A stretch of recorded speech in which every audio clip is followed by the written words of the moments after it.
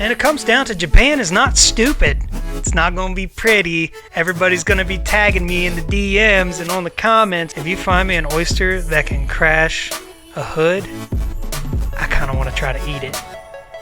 Because that's a big oyster. Hey guys, in today's video we're going to be talking about why the prices of R32s, 33s, and 34 GTRs are skyrocketing to the moon right now. We're also going to give you like a super transparent look at how much we've made selling a couple R32s. And we're probably going to end up hurting some feelings today, so stay tuned. It's going to be a fun one, and buckle up. It's an icon around the world. An evergreen star of video games and movies, Nissan Skyline is the quintessence of forbidden fruit. So, you may be just like me. You're in your like low 30s and you're a super big fan of 90s JDM cars. Obviously, you watch Fast and the Furious and you were like, hey, that is a car that I want, and I'm going to do everything in my power to get it. And now that you're in your like 30s, you're like, wow, I've got a house, I've got a good job, like I can afford this, right? So you go onto Google and you're like, how much is an R32 GTR worth? And you're like, what?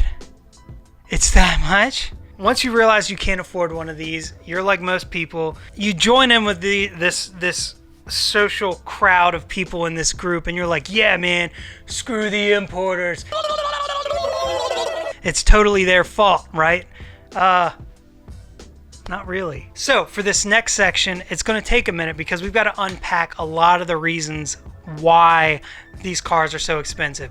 And specifically in this video, I'm talking about the GTRs, right? Not GTSTs, not GXIs, not GTTs. Reason number one why the prices are so high.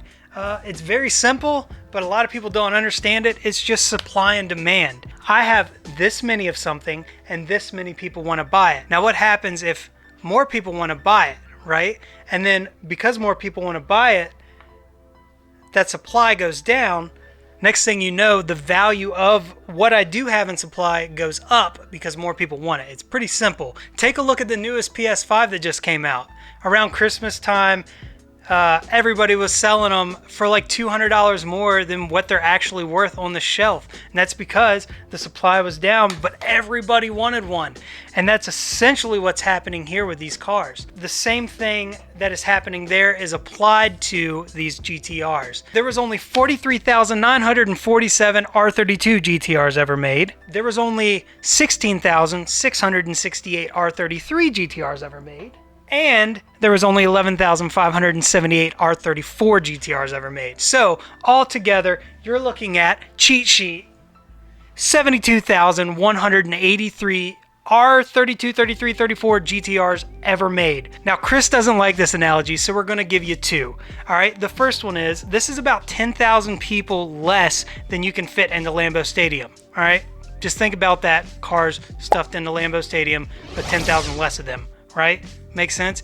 Number two, let's give you a car example because Chris doesn't like my other one.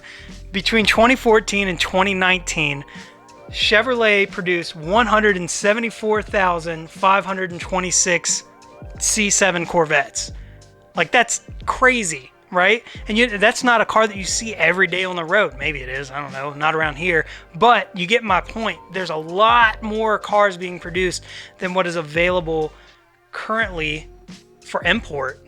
Now let's talk about some hypotheticals. There was only 72,183 GTRs ever made, all right? Some of them have been crashed, sadly. Some of them have been crushed, sadly. A bunch of them have been rusted out, sadly. Some of them are probably stuck in somebody's grandma's cousin's garage that they don't know that they have that, but you'll never be able to buy that car, right? So let's just take maybe 10% out, and I feel like that's a pretty fair number of the available GTRs that were ever made, and now you've only got like 62 or 65,000 available R32, 33, 34 GTRs. With that being said, that number is getting increasingly smaller because as people buy them up, they're getting so ridiculous price-wise, they just keep going up and up and up. My Midnight Purple 3 R34 GTR. they're keeping them because they're going up in value, so it's an investment for them. So they're not really reselling them. The people that own them are keeping on to them, or they're building their dream car, this car they've wanted to have for their entire life. So the more that sell, the less the supply is there, and the more the value and the demand increases. Let's switch gear from the supply side to the demand side. The thing that people fail to forget is that it's not just the US's fault for these prices skyrocketing like they are. It's not just the US importers that are buying up all of these GTRs. It's the entire world. It's a worldwide market. It's China, it's Australia, it's Russia, it's Japan even. Every country has different laws that you have to work around to get them, but everybody wants them. Another reason for the most recent increase in prices would be that here in the last few years, there's been some new laws that have been reissued or reverted in different countries like China and Australia, to where now you can import them. Australia recently, within the last year, I believe it is, went back to a 25-year law. Before that, you couldn't import anything that was older than a 1989. Which is kind of crazy, but now you can. They have a 25-year rule, very similar to the US, but with a lot more different caveats like power and different SEV stuff. It's pretty confusing.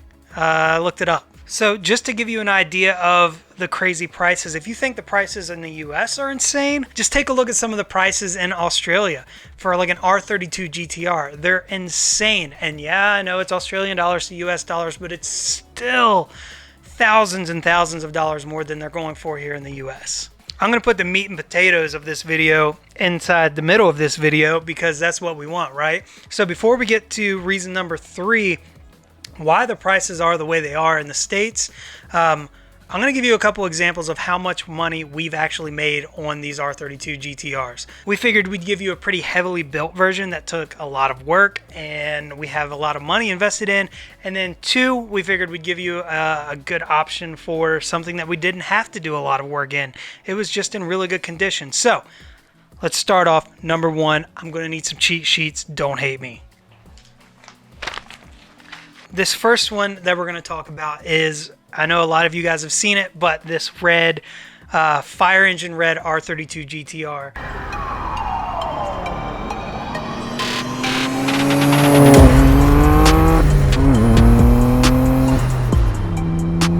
It started out as a super good boned car. We got it at auction relatively inexpensive because we knew that it had some paint defects. The clear coat was peeling, mechanically was a solid car, there was no rust, which is the biggest thing. If you guys have been following the channel for a long time, you know that we do like a full mechanical check-in. The first thing we do is just fluids, go over full visual and mechanical inspection of the vehicle, compression, what parts does it have, what does it need, new suspension bushings, does it need a new motor, does the paint really suck, a lot of stuff. So we go through all of that and we kind of get a game plan, and then that's where we go to work. So we did a lot to this vehicle. We had it for a total of 10 months. So we bought it in, I have to skip down my list here. Full breakdown of what we did, incoming cheat sheet. We paid $18,900 for the car at auction, $2,260 in transporting and fees, $3,420 for paint, $13,006 for parts alone, and that's everything from turbos, window seals, suspension stuff, pads, everything. 162 hours in the car, so we'll cost that out at $20 an hour, so $3,200. That was also including tune and all of that stuff. So not including our overhead or rent or any other of the bills that we have at the shop here. We had $40,786 in this R32 GTR. So I know what you guys are thinking. Well, how much did you sell it for? We sold this fire engine red R32 GTR that had been completely gone through over 10 months and 162 hours, and we sold it for $44,900.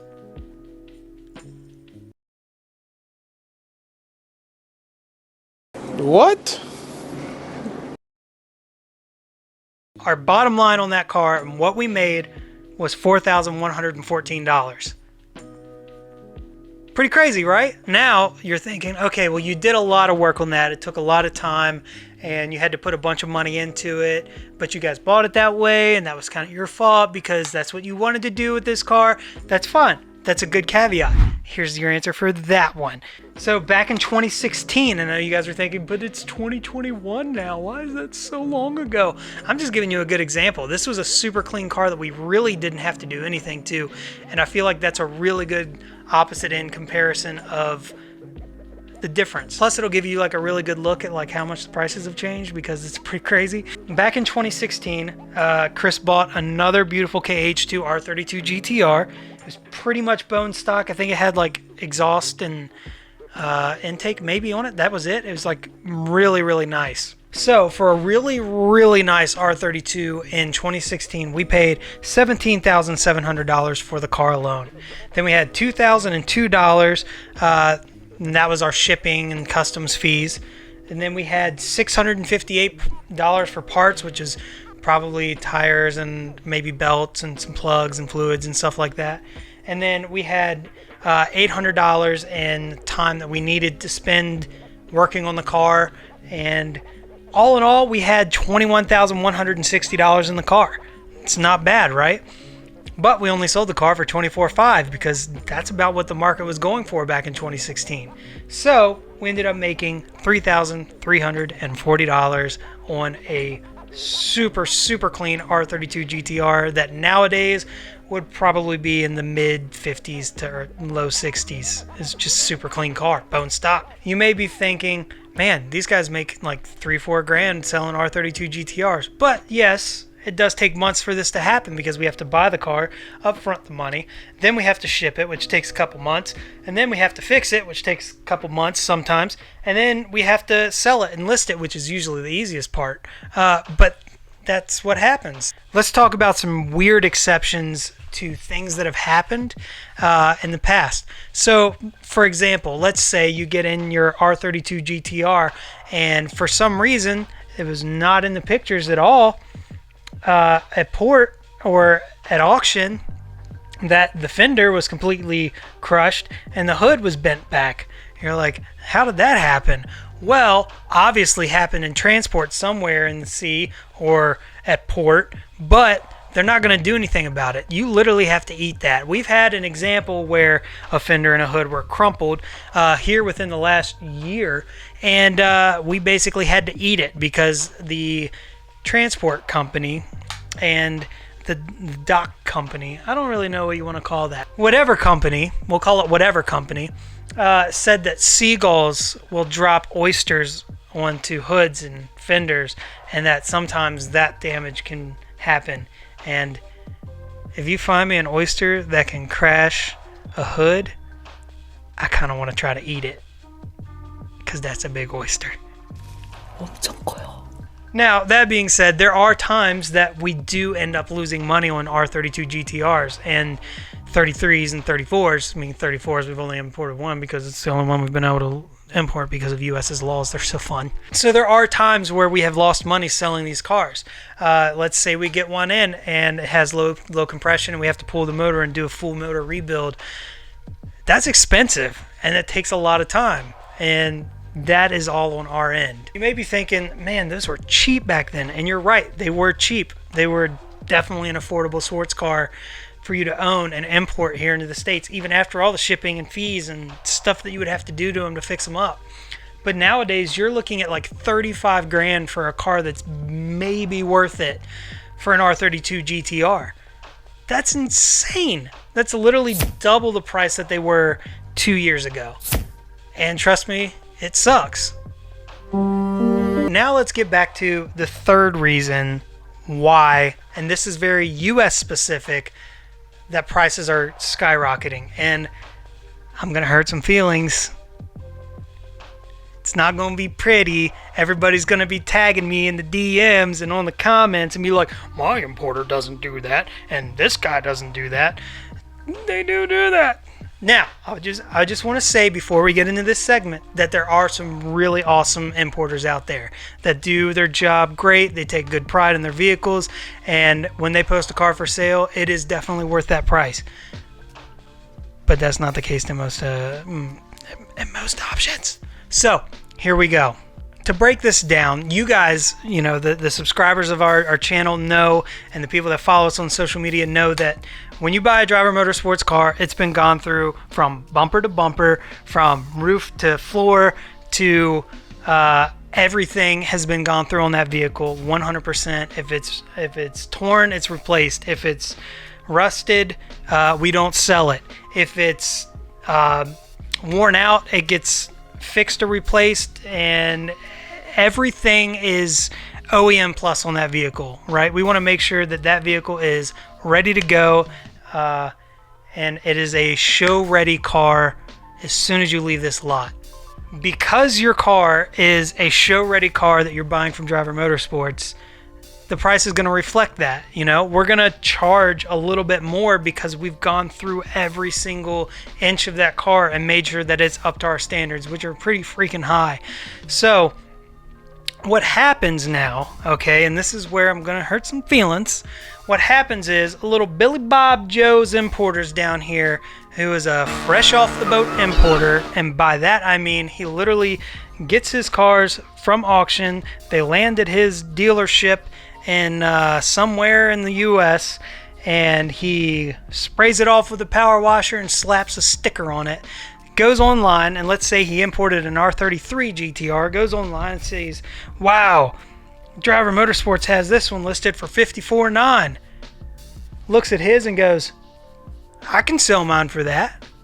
And he does, right? So he slaps a sticker on there, $54,900, posts it up online with his iPhone pics, and next thing you know, somebody bought a turd, unfortunately. And then what happens is they end up bringing it to us or contacting us because, hey, they've got some issues with this. What can I do? How can I fix it? I'm literally just passing through on my way to DuBois, Pennsylvania. I just seen you guys had all sorts of tuners parked out front. Not the wheel bearing? I mean, it doesn't feel like it. Because I grabbed a hold of the CV shaft. It'll start to rattle your teeth out. The things I told them when I was signing the paperwork, the only way I'd buy it off them is if they cut a check and sent it north to me for a new set of tires. It's like it has a bad ground somewhere, and it'll pulse. Right near where the rear wheels are, where the pinch weld finishes out. Both sides just have a little bit. It's slightly worse than surface rust, but probably a new front bumper cover at some point. That's the fuel leak I was talking about. It's actually really easy to spot. Oh, that's pretty. Hell, I almost wish I would have ran into you guys before I went down to... There's importers like us that spend a lot of time on their vehicles and make sure that they're fully gone through, so that way when somebody drives them off the lot, like, they've got a solid car and they've got one that they can take to shows and seriously, like, win them, But then there's other people that literally bring their cars in straight off the boat, and they'll even say that on their advertising, that fresh off the boat, they'll bring these cars in and they'll list them for the same prices that we're listing ours for. And there's a very big difference in the quality of the car that you're getting from that importer to, a Driver Motorsports style importer. Now, I'm not saying either way's better, but what I'm saying is that there needs to be a price difference. If you're getting a car that hasn't been gone through and you haven't even done a compression check on, versus a car that has been gone through bumper to bumper, if that makes sense. Hope you guys are following along. And I'm not saying that Driver Motorsports is like, Driver Motorsports can be the only people that can sell their cars for a higher price. That's not even the case at all. What I'm saying is when Billy Bob meets our price, that makes the entire market go up.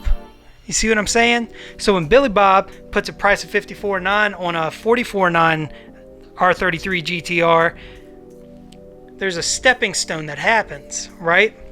And Driver Motorsports is not here to like rob people, okay? And I'm speaking pretty broadly about the effects of of why the prices are the way that they are in the US, and this is very much so my interpretation of it from being in this industry for a little while. But we've seen this happen time and time again where our prices are matched by, and I don't want to say lesser, I just want to say different style importers, okay? So for the importers in the US, and this is a call out, if all you're doing is importing the car, maybe you put some fresh gas in it, and maybe you change the plugs because it wouldn't run, and you wash the car, don't be, because the price increase to an extent does fall into your hands in the US when you're matching other people's prices because you're and you see that as an opportunity to make some money. Don't price it the same because you're just furthering the problems. Let's talk about the fourth reason why the prices are the way they are. And it comes down to Japan is not stupid, okay? Right? If the rest of the world is buying a product that you have, supply and demand, if you're Japan, you're going to be like, yeah, we're going to raise our prices because they want them and they'll pay them because we will, right? So Japan is seeing the entire world buying up these cars left and right. So they slap a $1,000-$1,500 Japan Mako paint job on there so it looks great rolling across the auction block. Not like it matters because they're taken with toasters. Like the pictures, if you've ever seen auction pictures, the pictures are ridiculous. Like, isn't it 2021? Can we get some like normal cameras at auction? Like, please, thank you. Sidebar ended. So the car looks good going across the auction block, right? And then the people doing the evaluations and putting the car ratings on the people would say, okay, it's got a good looking paint job on it because it was just sprayed. But really they're not going super in depth with it because there's paint runs everywhere, there's dry spots, there's solvent pop everywhere, and then we get the car in and we're like, crap, now we got to do all over paint. First we got to get all this other crap off. So Japan is smart with that, right? They're not letting these cars go across in very bad condition. They're going to shops beforehand and trying to put a little bit of money in them so that they can get top dollar for these cars. But also the price is going up because supply and demand, and Japan's not stupid, and Billy Bob's shop, and you get my idea here. It's not just a US issue. It's not just an importer issue. It's not just a supply and demand issue. It's kind of everything. The biggest reason really is the supply and demand. There's only a handful of these cars out there anymore, and it's just getting hard to find them, and it's really hard to find them clean. And if you do find them clean, you're going to pay astronomical prices for it. I hope you enjoyed this video, and I know you're going to hate me in the comments because I said a lot of things, but like, comment, subscribe, stay tuned, follow us on all of our social media channels, and I'll see you next time.